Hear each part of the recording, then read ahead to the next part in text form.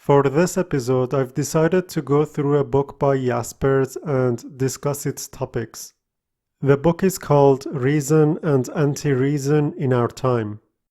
In the first section of the book, Jaspers offers us a critique of Marxism. Now, before I continue, I need to point out that Jaspers is kind of against Marxism, but he's against Marxism as a scientific method. Those who are already familiar with Jaspers know that Jaspers himself has a tendency to talk like a Marxist from time to time. For example, in one of his books called Man in the Modern Age, you can see that he talks like a 20th century Marxist, a typical 20th century Marxist. Jaspers was not a Marxist, of course, but he did sympathize with Marxism and the Marxist critique of ideology. So what I'm going to talk about today is basically a criticism of Marxism as a science. So it's a criticism of historical materialism rather than Marxism itself. Bear in mind that I'm not against Marxism. Marxism is not the only movement that Jaspers criticizes. He also criticizes psychoanalysis. Nonetheless, Jaspers is sympathetic to Marxist and psychoanalytic ideas. And like Jaspers, I'm also sympathetic to these ideas. In fact, if you've been a long-time follower, you already know that I've done a number of videos on Marxist and psychoanalytic themes. What Jaspers takes issue with is a very specific thing, namely that these movements disguise themselves as scientific movements. This is a criticism that I also tend to agree with. Despite their pretense of scientific discourse, these movements are highly dogmatic. Now, if you were a Marxist and you became offended by this episode, that would exactly be Jaspers' point. He's trying to say that Marxists are not really open when it comes to their beliefs, because that's what they are, beliefs. So like any other religion, non-belief or unbelievers are basically cast out. They are pejoratively labeled as either bourgeois or capitalist or whatever. If you called yourself a Marxist and you didn't become offended by what I had to say and you were open to discussion, then you would not be the kind of Marxist Jaspers is criticizing. You would actually be more like Jaspers himself. So let's start. What Jaspers has an issue with is the fact that there is no common ground among contemporary philosophers. So this in itself should tell you that his problem is not with Marx and Marxism, but with the general trend of philosophy. What happens in philosophy is that when you become a philosopher, you basically enter a sect. There is a prophet that you choose, and you will follow whatever this prophet has to say. It doesn't matter if you're an analytic philosopher or a continental philosopher. So a Marxist would worship Marx. An existentialist would worship Nietzsche or Kierkegaard. An analytic philosopher would worship Quine or whomever. So there is always a hypocrisy among philosophers. Although they praise reason, they themselves fail to show any openness. They become very dogmatic and they become faithful to what they believe. They are usually not open to discussion even though they pretend that they are. Why is this a problem? Well, because reason has been praised as the common ground for philosophers ever since Socrates. We see this in Plato, we see it in Aristotle, we see it in Spinoza, and we see it in Descartes, we see it in other philosophers like Kant and even contemporary philosophers, especially in the analytic tradition. So I would actually say that the emphasis on reason became even more radical throughout the history of philosophy as time progressed. What we see in analytic philosophy in the 20th and 21st centuries is in no way comparable to what we see in the previous centuries. Yes, we do encounter phenomena like alternative truths, postmodernism and relativism, but equally radical positions are also seen on the other side. So what you observe in politics or in the news might cloud your judgment to think that, oh, now we've entered the most irrational era in history.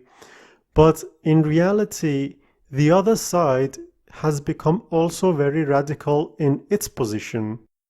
But anyway, our point is not how radical things have become, but that reason is always regarded as the cure for the diseases of culture. So in that sense, reason is the essence of philosophy. Now, what goes with reason like peas and carrots? Science. So take any argument, like, I don't know, are cigarettes harmful? Is climate change happening? If your answers are positive to these questions, you wouldn't tell the other person to just use their reason and that would be enough. You would tell them to check the science. You would rely on science. So science goes with reason. There are enough scientific data and enough scientific evidence that would tell us that cigarettes are in fact harmful. Climate change is in fact happening.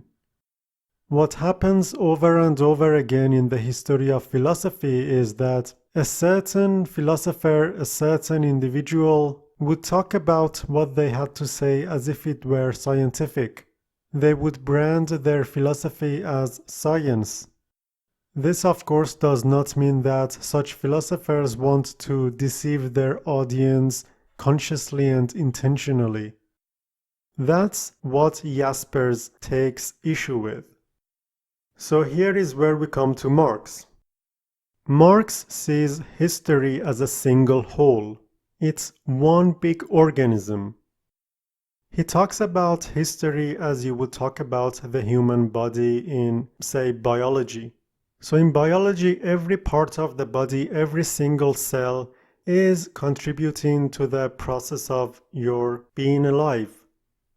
All the metabolism that goes on in your body, every single atom that gets synthesized into a molecule, that contributes to your well-being, that contributes to how you live. It's the same with history. Every person's life matters because it's like a cell in a person's body. From a higher perspective, you move away from the single cell, you move away from the single individual, and you see class struggle and class distinctions.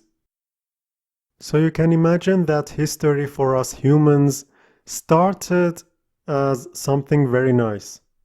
So the original state could have been non-violent and egalitarian. But as history progressed, suddenly there was like division of labor, private property, class distinctions, and so on and so on. This process became worse and worse. According to Marx, this process will continue until it reaches the final state, in which the egalitarian community will be restored in a non-violent and classless society. This will be the culmination of our culture and civilization.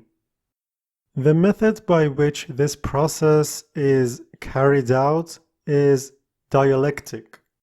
The dialectical is both a pattern of thought and a pattern of history. What you see in Plato and Hegel is the more abstract type of dialectics. Marx took the idea of dialectics and made it more concrete. With Marx, dialectics was no longer something completely abstract. It became a pattern of history. It was a very tangible method through which history progressed. The dialectical method explains why there is no fixed state of history. It explains why societies keep going through radical changes. Thanks to dialectics, all the apparent fixed states of history and society become unstable and go through phases of transition as they encounter their antitheses. This process will continue until finally one day the perfect synthesis will be achieved. We will reach that state of harmony when there is no longer an antithesis for the thesis. Marx's message is that this perfect state of harmony, this perfect synthesis, is just around the corner. His promise is that the freedom of the classless society is imminent. What's different in our time from the previous ages? All the previous revolutions in history were just rebellions against the oppressors that did not consider the bigger picture. Those rebellions were not conscious of the historical process. The revolutionaries did not know the scientific method that Marx had to offer. The communist revolution, in contrast, is the ultimate revolution. It's supposed to be a revolution because it's based on scientific methods. It's supposed to last. It's a revolution that takes the bigger picture into consideration. It's aware of the big historical processes. Also, there is another criticism here that you can see in Marx. All the previous political philosophers were just contemplators. They were just thinkers in the pure sense of the word. They were not in favor of action. They kind of were against action. They just sat behind their desks and did nothing other than to read and write. They never picked up a sword. Marx, in contrast, wanted philosophers to act. His famous 11th thesis on Feuerbach is exactly about this. He says philosophers up until now have only interpreted the world. The point, however, is to change it. But to act in conformity with historical necessity, you need a scientific basis.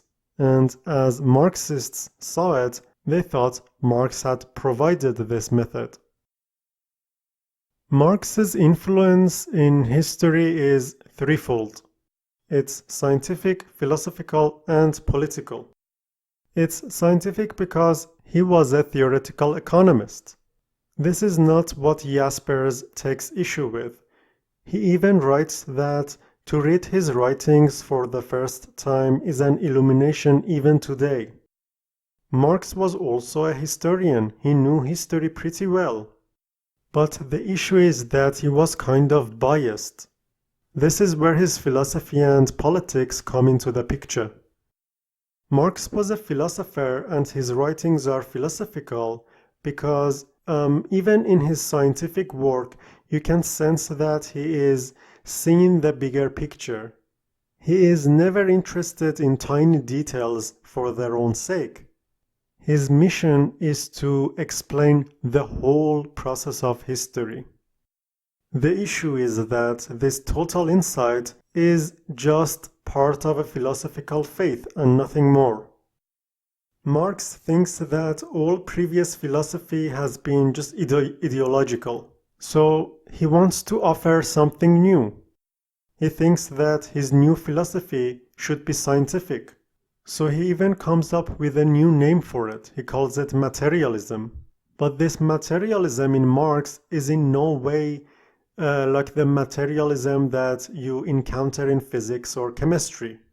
There is that aspect in it to some extent, but it mainly means something different. Marx's materialism is about accepting the human reality as the only reality. It refuses to accept any transcendence whatsoever. There are no transcendental positions in his philosophy. The world around us is the whole reality, and it includes division of labor and class distinctions. Humans have a unique position in Marx's picture of reality, in Marx's materialism, because man can change their circumstances. Man is not only the creator of himself, but also his world. This is one reason why Marx criticizes religion.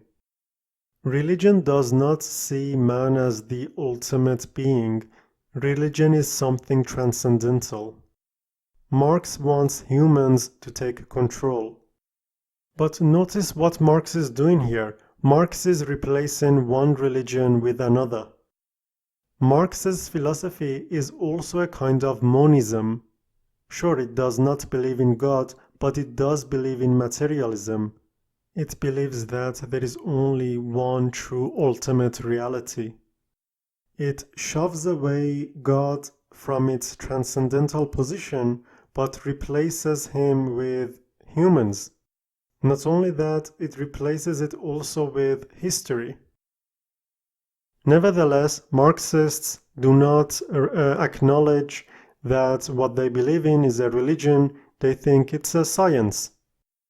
But why do they think that there is only one science, namely the science of history? Well, because natural science does include humans in its picture. But the problem is that natural science, from the perspective of Marxists, is a human science. That's why it's always incomplete. That's why it always undermines itself. It has to deal with skepticism all the time. It's basically an ever-changing product of the human mind. There can be no skepticism about history. History just happens. That's why Marxists think that the science of history should replace natural science. But this picture also doesn't make sense if you want to criticize it, because history, pretty much like biology or the human body itself, also goes through changes all the time. And its changes are kind of determined by the human mind as well. What we see in Marx is the rejection of objectivity. Marx takes this from Hegel. In Hegel's philosophy of logic, there is no proper negation, as logicians would recognize it. There is only spiral change. There is continuous spiral change. Consequently, the negation of negation does not mean the thing itself. Let me clarify. Take the following proposition. Today is raining. Its negation would be today is not raining. Its negation of negation would be today is not raining, which would mean today is raining. But in Hegel, you could have a more metaphorical interpretation of today is not raining. Its negation does not imply the original sentence. It doesn't mean that today is raining in its proper sense. It could mean that today is cloudy. It could mean that it's just drizzling or it's snowing. This might sound logical to you when you talk about it, but you need to realize that in the first proposition, when I'm saying that today is not raining, I'm automatically assuming that today is sunny. So it's only logical to assume that in this binary system, today is not raining would mean that today is sunny. Another example. I'm happy. That's the original sentence. I'm unhappy or I'm not happy. And I'm unhappy or I'm not unhappy or I'm not happy. In the classical sense, this double negation would bring me back to the original statement, namely that I am happy. But in a more Hegelian sense, the double negation would not imply that I was happy. It could imply that I was, in fact, euphoric. It's not exactly the same as being happy, it has another meaning. Or it could mean that I am a tiny bit less than happy. The point is that the negation of negation does not bring you back to the original statement. Again, this might sound logical when you talk about it, but it does not take into consideration the logical context. If this were in fact more logical, then your computer, which is based on a logical system, would not simply work. You cannot build any machine or computer out of such a system, and that's exactly kind of the point, because there is always continuous process and no final synthesis in this picture, even though Marx and Hegel liked to talk about one.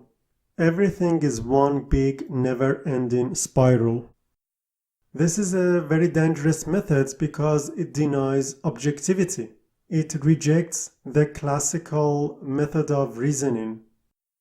The argument that the negation of negation implies the original statement is a classical argument. If you take that out of the picture, you also take out science in its original sense, science in its most common sense. So what could you do instead if you did not have reason in its classical sense? Well, you could have faith. And this is Jaspers' issue with Marx, because faith here implies being biased. But even if Marxists did acknowledge their bias, they would still see no problem with it. Why? Because there is a payoff. It's a psychological issue. It's okay to be biased in a Marxist sense, because then you will have a good conscience. You can ignore objective data, you can ignore data that will prove otherwise, you can ignore impartial scholarship, you can ignore a lot of things so long as your conscience will be clear. But rejecting or ignoring these things implies believing with a religious fervor. So how does real science differ from historical materialism or Marxism? Modern science is very particular. It focuses on particular things. It is methodically sound. It is objective. It has objective insights. Unlike Marxism, it realizes that there is no universal method. There is no one method that you could apply to everything. It is skeptical, so to some extent it undermines itself, by which I mean it's open to scrutiny. What Marxist thought does is that it presents faith as a science. It interprets faith as science, as scientific method. Jaspers writes, it never calls itself a faith, though it behaves like any other dogmatic faith. The last influence of Marx was his politics. Marx was a politician. His faith itself is political. As Jaspers puts it, Marx and the Marxists are warriors of faith. Marx does not want open discussion. Marxists do not welcome open discussion. They want faithful followers. And even when they seem to be open to discussion, it's not really opening themselves up. It's just to convert you. For them, discussion is a form of recruitment. They go to a discussion with the zeal of a missionary. In the second part of the first chapter of the book, Jaspers goes on to criticize psychoanalysts, and he does so in the same manner. What we see in Marx is also what we see in Freud. But again, Jaspers is not against psychoanalysis in the sense of thinking that it's pure evil. From the very beginning, he says that we owe very much to psychoanalysis. As with Marxism, Jaspers has a very particular issue with psychoanalysis, that it is not a science even though it pretends to be one. I would say this latter point about psychoanalysis is less true today in our time. I have friends who are psychoanalysts and they do not regard psychoanalysis as a science. They very well acknowledge the fact that psychoanalysis is a pseudoscience. They look at it from a purely therapeutical point of view. So some of the things that Jaspers says about Marxism and psychoanalysis are less true today than they were when Jaspers was writing this book. But it's important to keep in mind that Marxism and psychoanalysis always had this kind of tendency to disguise themselves as science. One very obvious example that is still true to this day regarding psychoanalysis and Marxism is that they both want faithful followers. This is what makes them dogmatic. I myself am very sympathetic to Marxist ideas and psychoanalytic theories, but the fact of the matter is that both Marxism and psychoanalysis are sects. That's why I don't get into those circles, even though I sympathize with Marxists or psychoanalysts, and even though I have close friends who are Marxists and psychoanalysts, it's not for me somewhere that I would like to enter willingly. A few years ago, I was, for instance, very into Lacanian psychoanalysis. I read it a lot and I was actively following its progress, but I gave it up. I started to focus on other things because it seemed to me to be like a real sect. I really believe that that's the best way to approach these two movements. Keep your distance from them, but at the same time be open to what they have to say, because they do have good messages to deliver. Overall, I'm against any sort of dogmatism. Some things are clearly nonsensical in the sense that it's just not worth my time. I would not spend time to investigate the arguments for the earth being flat. I would not lose time over that. But there are things that really smart people do believe in, like Marxism, like psychoanalysis. So the least I could do is to be open and realize what these people have to say. I don't have to accept everything, but at the very least I could listen. I digressed a little bit from the main point of this episode, so let's go back to the topic of Marxism to finish our talk. One of the things that distinguishes Marxism from other movements is expectation. Of course, you could come across this concept in almost any movement, but in Marxism it's particularly strong.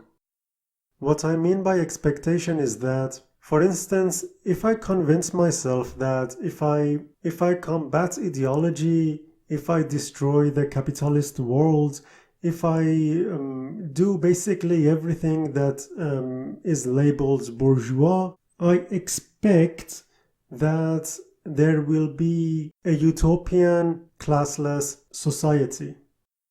So this is what I mean by expectation. Expectation is particularly strong in sects. If you do certain things, you expect a utopia to displace what we have today. So in that sense, destruction is creative. You don't need to have a blueprint of a communist society. It is just assumed that if you destroy everything, if you destroy the capitalist system, if you destroy the bourgeois morality and so on, there will automatically be a utopia. That's what a revolutionary movement is. A revolutionary movement is a movement that believes in destruction, but it also believes that by a pure act of destruction, you will create a new thing. You don't necessarily need to have a blueprint for the new society. You don't have to plan things in detail. You only need to plan for the revolution. What follows will automatically be a utopia. The reason why Jaspers is worried about the things we have discussed in this episode is that he thinks that this phenomenon that a movement would disguise itself as a science is very particular to our age. So we would have to be careful about these alternative movements as a science or whatever that calls itself a science. we should approach them with caution and ask if they do really comply with scientific methodology. Do these so-called scientists possess scientific ethics?